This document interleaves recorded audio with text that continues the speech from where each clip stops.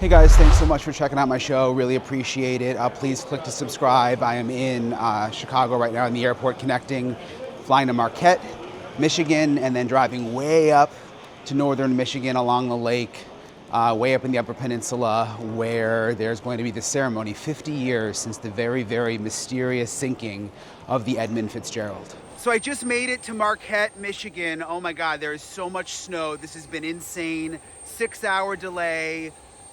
Government shutdown delays, weather delays, but I made it. I got my rental car. I'm gonna drive now 2.5 hours. It's already 3 a.m. I'm gonna drive 2.5 hours to Paradise, Michigan. Probably get a couple hours of sleep. Shout out to Heidi at Avis who waited for me so that I could get my rental car, even though they closed like 3 hours ago. And she said she's been working since 8:30 a.m. yesterday. All right, I just got to my hotel, Paradise Lodge. People are really, really nice here. It was a crazy drive. I mean, so much snow. You guys know I'm from Florida. I mean, it was like real snow on the drive here. I'm gonna get a couple hours of sleep. I'll see you guys in the morning. All right, guys, I'm up and I made it to Whitefish Point. You can see there's a big crowd behind me. That's the lighthouse up there behind me.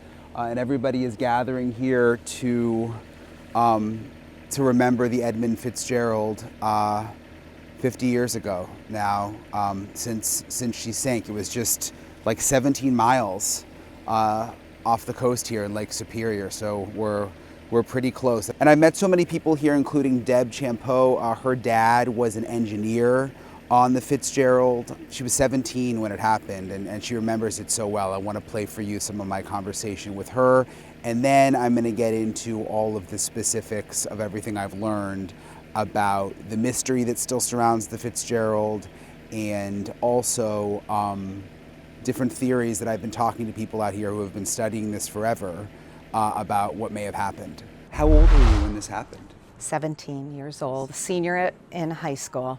And I got called out of history class to go home immediately, and that's what I did. And we waited and waited. It seemed like eternity for confirmation that, first of all, the ship was gone, and second of all, that my dad was on it, because one man did not get on it. He got sick and had to be replaced. So we were kind of hoping maybe that was my dad, but it wasn't. So.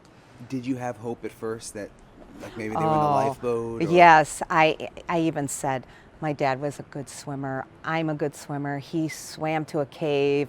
He didn't go, you think all this when you're so young, he's not going to miss my graduation from high school. He's not going to miss my graduation from college. He's going to be there. And when I went up to get my diploma in high school, I turned and looked at the doors, and he's not there. And it kind of started a little bit of, okay, without having a funeral and not seeing a body, it really plays with you for a while, and you still don't lose hope. But now, 50 years later, of course, it's proven fact.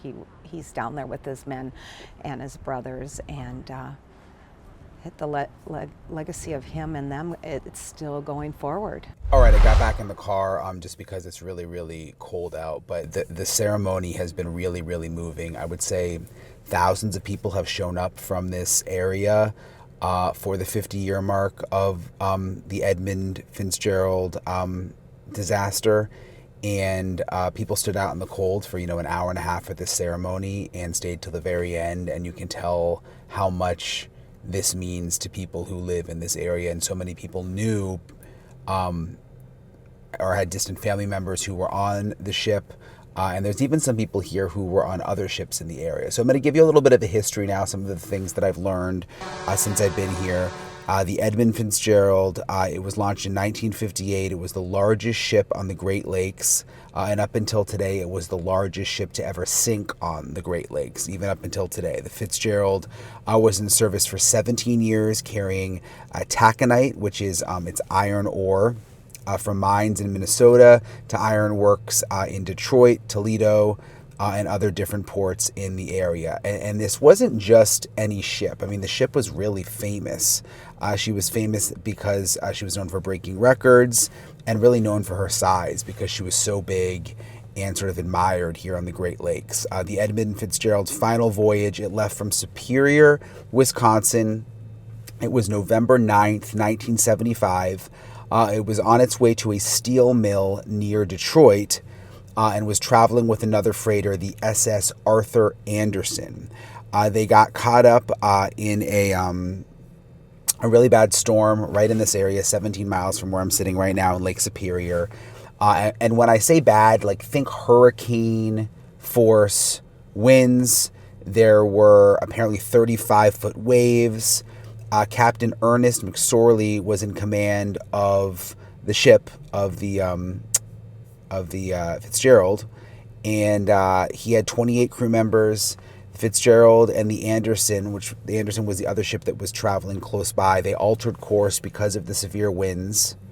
And the winds were clocked at around 60 miles an hour that night. The captain of the Anderson heard the captain of the Fitzgerald say that he had reduced speed because it was so rough. It was not only windy, but also began to snow in the area. Around 3:30 in the afternoon, Captain McSorley radioed Captain Anderson that the Fitzgerald was taking on water and that it had lost vent covers. It was also developing a list at that point, leaning to one side, and the captain of the Fitzgerald also told the captain of the Anderson that he had a radar failure and he asked for help navigating. McSorley told Woodard, the captain of the Anderson, "I have a bad list. I have lost both radars, and I am taking heavy seas over the deck in one of the worst seas I have ever seen." And the last thing the captain of the Fitzgerald said is, "We are holding our own." So I want you to listen. This is what Captain Cooper said about his conversation with the captain of the Fitzgerald. This is an interview that he did with the Great Lakes Shipwreck Historical Society. Listen to this. I don't care what anybody says. At 3:10 in the afternoon, she had either bottomed out or had a stress fracture of the hull. That's the only two possibilities I have. She was sinking from that time on. And my theory is that the water just finally built up on her, finally up in her bow, and she had so much on it, just started her down. And once she started down, the screw just drove her into the bottom. But with all that extra water on deck, at times, I had as much as 12 feet on my deck at times. And I know my hatch crane was completely buried a few times. She was hurt. She had a starboard list. Her fence rails were down. She had a couple tanks, vent tanks missing. I think that water probably pushed her down another 2 or 3 feet. Besides, the list would increase their draft on the starboard side. My opinion is she bottomed out. For one thing, is the fence rails don't break with a ship sagging. They break with a ship hogging. And of course, my other theory is that he just dove under the water. I mean, he didn't even realize he was going down. I just got to thinking about it afterwards. If those seas were that big, they rolled up his deck, and he's got a list, and the water stays up in the forward cabin. It's going to put his bow down under the water. And he said, "I've got a little problem." He said, "My fence rail is down." He said, "I've got 2 vents missing, and I've taken a starboard list." Now, an immediate list, again, tells me that he either had a stress fracture or he bottomed out. He said he had his pumps on. I asked him if he had his pumps on. He said yes. And then Morgan, as an afterthought, said, "How you doing?" He said, "We're holding our own." That was at 7:10. That was the last transmission we had from him. So there was obviously a search for the Fitzgerald. After it sank, they recovered debris, but none of the 29 crew were officially found. They were gone, all of them, including the captain, the first, second, and third mates, 5 engineers, 3 oilers, a cook, a wiper, 2 maintenance men, 3 watchmen, 3 deckhands, 3 wheelsmen, 2 porters, a cadet, and a steward. And most of the crew, I've learned here at the museum, were from Ohio and Wisconsin, and their ages ranged from 20 years old to 63 years old. There have been many theories about exactly what happened to the ship. I'm going to talk to one of the historians who has been looking into this for years and actually dove down in one of the submarines. There's, of course, the weather that was a big issue, the giant waves. Some theories are 1 big wave, some are 3 big waves, 1 big rogue wave. and also theories about the cargo hold flooding and maintenance issues and a structural failure. Here's my conversation about all of this with historian Rick Mixter. For the people who were on the ship, I mean, what happened to them? I don't know, based on your research, like, how did this unfold for them? Was it quick? Was it? It's so hard. That is the mystery part of it. Did it happen in seconds? Did it happen in a half hour?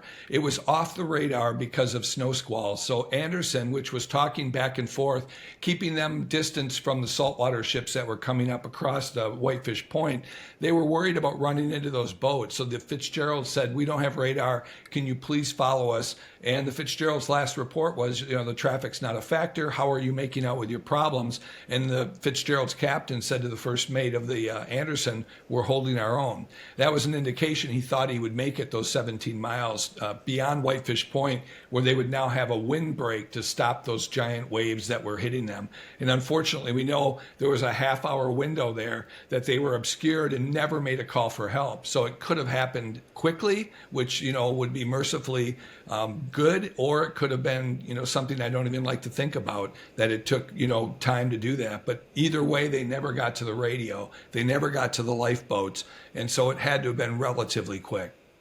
So there's no indication they even tried to use the lifeboats? No, in fact, the Rodimer release system was never touched by human hands. We can tell because it was ripped away from lifeboat number 2. Lifeboat number 1 was ripped in half. We don't know if that went through the propeller or if it was just part of the flotation tanks ripping the ship as the stern inverted and went down with those boats still attached, and they're trying to get to the surface, and it would have been devastating. But to cut a boat in half is a little unseen before, so to me, I got to believe that it was probably something that went through the prop. These other boats that were in the area, what was different for the Fitzgerald? This is the good question, because the Fitzgerald was smaller than the Anderson. The Anderson had been lengthened at Fraser Shipyards in Wisconsin, 85 feet. So it was longer than the Fitzgerald, nearly by 100 feet. So would it have been more susceptible to 2 giant waves described by Cooper? Absolutely. The question comes down to, why did they have topside damage? Where did those vents, he never said how many were missing, but we know plural. So there's at least 2 8-inch openings in the deck of the Fitzgerald that were normally used for equalizing the air pressure inside the ballast tanks.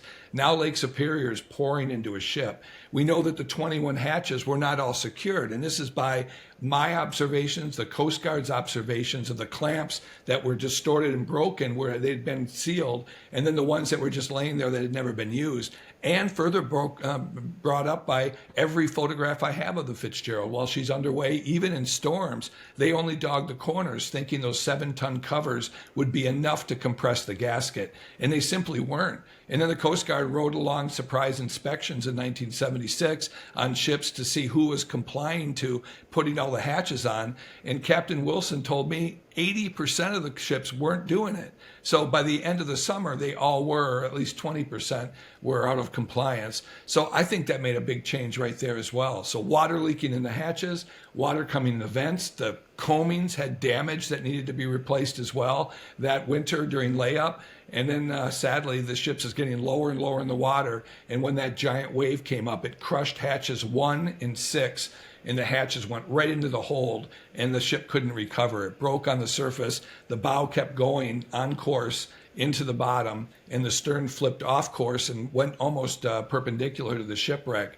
And all of the cargo that I saw is behind the shipwreck. So this misnomer that it nosedived is actually ridiculous. There's no any taconite that I saw, the pellets. There's none in hatches 1 or 2, and there's nothing behind the first upright section in the bow at hatches 8 and 9, where I went through the whole back. There's no cargo there, so it had to have broken on the surface, spilled its cargo, and then the stern skidded right across that pile. Were they able to get the remains of all the people? That's the big mystery, and that's why Gordon wrote the song. 29 guys on November 10th, 1975 vanished into thin air. The National Enquirer reportedly said aliens took the crew. This is how mysterious it was. If you think of other storms, the 40 storm, we had most of the bodies recovered from the Davik, from the Minch. One of the two cooks from the Novadoc were recovered. In 58, 33 people went to their deaths on the Bradley, but 2 guys were found, and most of the bodies were recovered. In 1966, November 28th, Dennis Hale survives in a pair of underwear and a pea coat and a life jacket, and everybody on the raft froze around him, and they found most of the crew. So why was it in 1975, so much later, that with the advent of, we had satellites in the sky, we had helicopters, all these modern things, that the Fitzgerald's crew would vanish? And that led to the Newsweek magazine. That led to Gordon Lightfoot reading about Gitchagumi never giving up its dead. And that led to this incredible song that makes it so we still talk about it today. So they never found anyone? They did. They never found anything but life jackets, cork jackets, the Kapok jackets, 2 different types. They found life rings. And then after all the dives, 4 dives before we went in 1994, July 26th, we found the first missing crewman.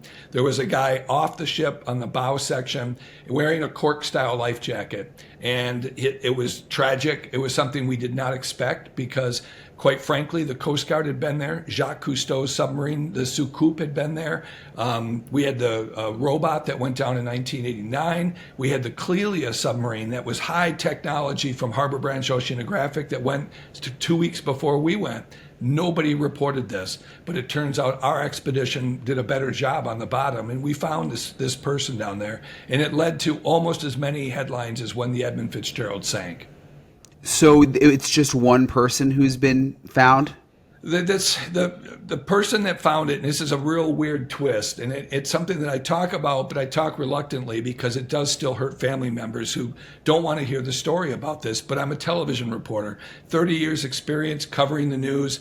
I never stop telling the truth about a story just because it hurts the families. I think about their feelings, but I don't skip those parts. But we've never tried to identify that person. The people that went down to dive it was right after my dive. I was dive number 3 in Delta.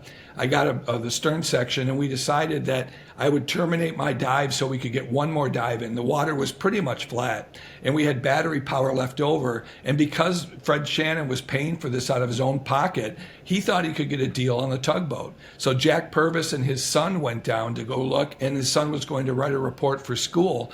And that report would have gotten him an easy A. But instead, it brought the incredible knowledge of a person that was found when they got lost off the bow section. And we got recorded close-ups and faraway shots.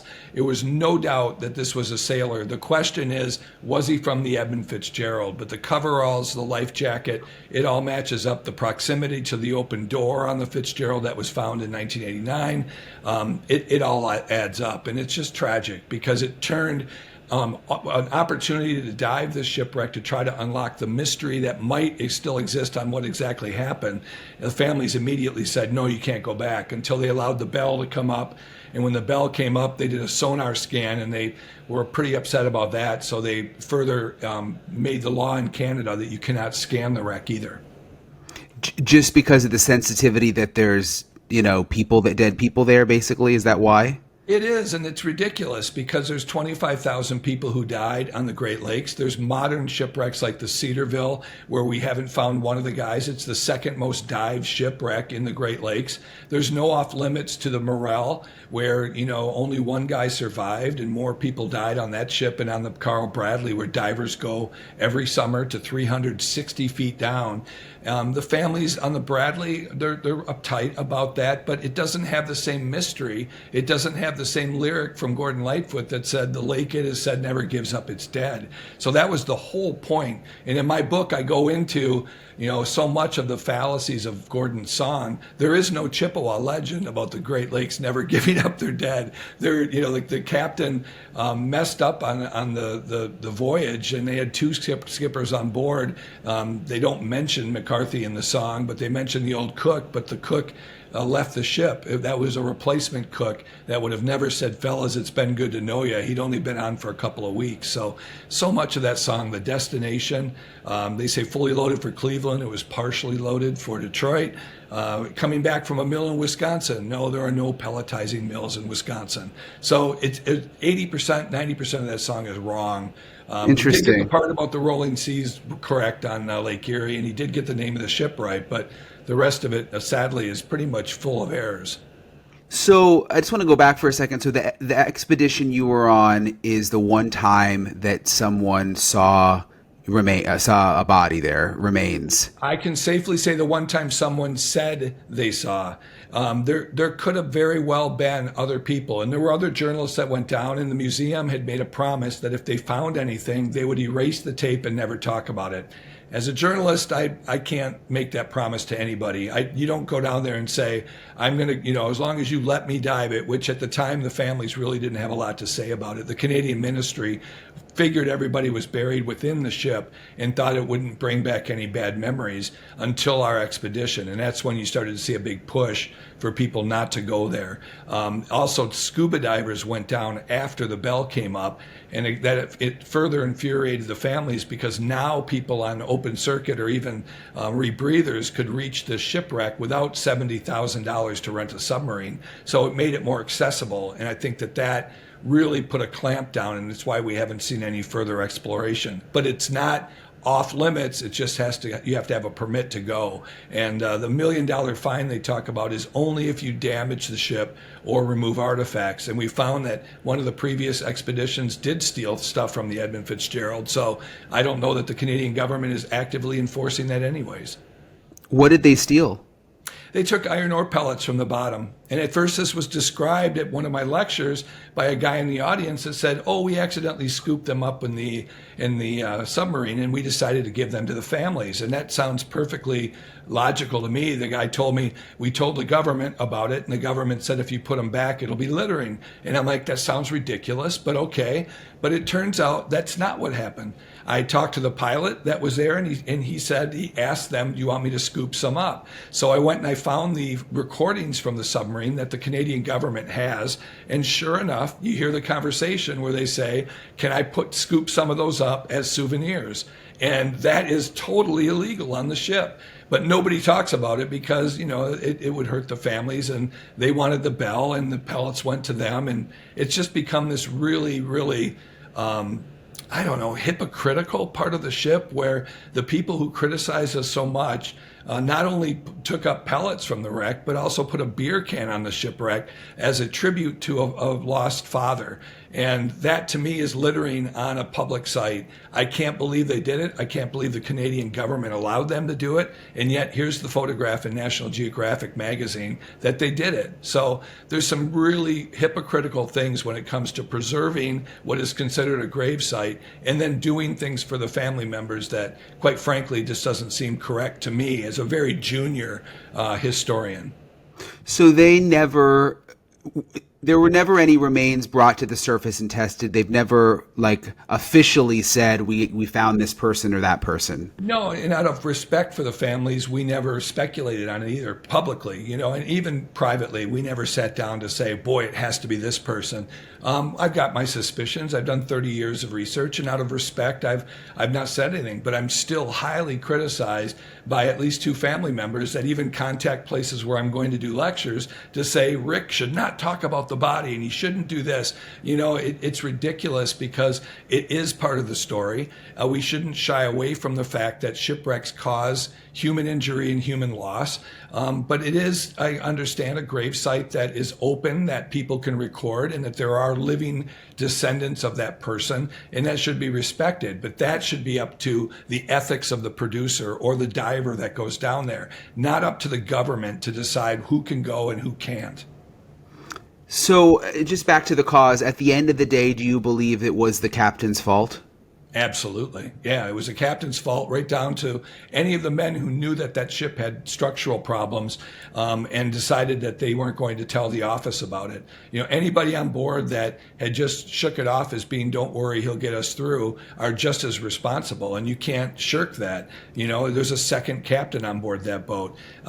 Did he say anything about, boy, maybe we should hide behind Isle Royal like the largest ship on Lake Superior did, the Blau? Or maybe we shouldn't go for it, let's go to the Slates and put our anchor down there. I think they all believed that they would make it, but they underestimated the problems they had with that ship and with the water that was coming in. The wave, the giant wave, how rare are those? Is that like a 1 in a million kind of thing? Not really. I mean, in this storm, we can't even put in the top 12 of the biggest storms to hit the Great Lakes. Many of the books call it the storm of the century. It wasn't even the storm of the week. They had a worse storm on Lake Michigan.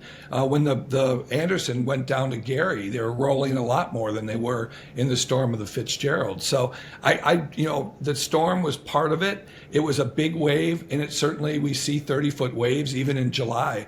I remember going to Standard Rock Lighthouse, and all of their weather equipment was washed off the deck. And that was done in July. And that is just how big the waves can get and then go away. And a typical ship would survive that. But the Fitzgerald had taken on 4 gale force storms that season. A captain that didn't care about it. He just pushed through because he believed that ship could take it. And it clearly did not.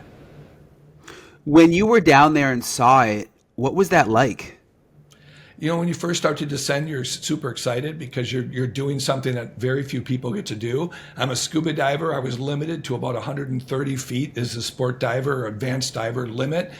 So I was going way beyond that to where I couldn't see light anymore, which I'd never been. I was nervous. It was a submarine, but Bob Ballard had been in that submarine diving Lusitania. So the guy that dove to the Titanic was actually in the same submarine that I was in. So I was very excited. And then you go down and you see the letters, you see the destruction, you see a screwdriver in the bottom, a coffee cup with the Columbia logo, the C and a star.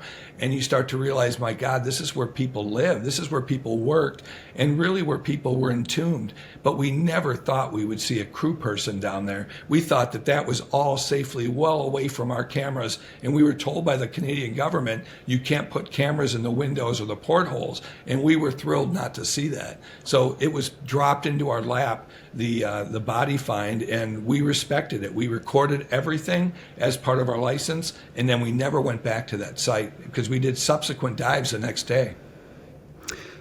So, and I don't know a ton about shipwrecks. I guess I just would have assumed, like, when a plane crashes, even in the ocean, they do everything they can to pull up the human remains and then test them and then, give them to the families for some closure. Why didn't that happen? Is it just so deep that's impossible, or? Yeah, it's a budget. I mean, really, if you look at it, many guys go down in boats, in ships. People are buried at sea in a regular way. When you're a Navy person or someone is out where they can't get you back to the ground to do it safely, they can't refrigerate you. And the older ships, they didn't have a morgue and such. So it was very traditional for people to be buried at sea. This shipwreck had most of the people entombed, especially half of the crew in the back section that was upside down with inch-thick steel that you cannot get through. And to lift that, you could certainly go and lift it with a submarine, recovery device that they've done with some of our nuke subs. But that would be millions of dollars for something that most of these people are like, oh, it'll be okay. My loved ones are down there. And there's been 25,000 people that have died in the Great Lakes and no big effort to try to recover them. They search for survivors, and then once that's done, that's pretty much the end of it. You don't do a lot of recovery unless you pay a diver to go do it. We've had remains filmed before. The Kamloops that went down in 1929 has an engineer floating in the room. The Emperor had a guy laying in the bed, a skeleton. When they found the Admiral Tug, it had bodies in it. A ring was found on a skeleton's finger on the Superior City, and the museum filmed taking that off. It was commonplace to talk about these things until it became something modern. And then all of a sudden it became real passé. We look at King Tut being toured around and he's dead, and we take him to museums and everybody come to see him. We go over, 7 million people go over the grave of the Arizona, lost during Pearl Harbor's attack, and they visit the grave site there too. And 500,000 people every year go to the Pennsylvania plane crash site where the 9/11 attack, where they crashed into the ground. Grave sites should be a place that we remember, but there is a big difference when there's somebody lying on the bottom and you can record them. But again, it shouldn't be the government telling us when we can dive, who we can dive with, and what we can record. And it certainly can't be the family members telling us when we can do this. That's ridiculous that we give that power to them, but no other ship on the Great Lakes. Are there still a lot of mysteries that surround this shipwreck? Are there still a lot of unknowns? For me, there aren't. I think for people who romanticize the shipwreck and don't want to put blame where I've clearly put it in my documentaries, I've done 3 documentaries, I've written a 300-page book, and I've pretty much taken out some of the mystery of it. The fact that the 6-fathom shoal, where so many people believe it ran aground, it doesn't exist. And so for me, not so much of a mystery, but the whole reason that it didn't get a call, in modern times with 3 different radios on board, why was it so quick? Why did it break in half when the Anderson didn't? There's still some question, but there's a lot of answers down there as well, and I'm hoping that we'll be able to go down eventually and find them. Based on all the research you've done, what is the cause? The cause is neglect of a ship. That Captain McSorley knew that flexing of the boat was different than other boats he'd been on.